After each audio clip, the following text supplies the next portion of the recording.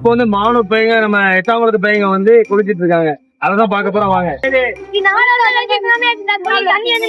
மறுநாள் எப்ப போச்சு? வந்து உங்களுக்கு எப்படி இருக்கு? ரொம்ப சந்தோஷமா இருக்கு. எனக்கு நைட் தூக்கமே வர மாட்டேது இது நினைச்சினா. தண்ணிலாம் எப்படி இருக்கும்? நல்லா இருக்குமா?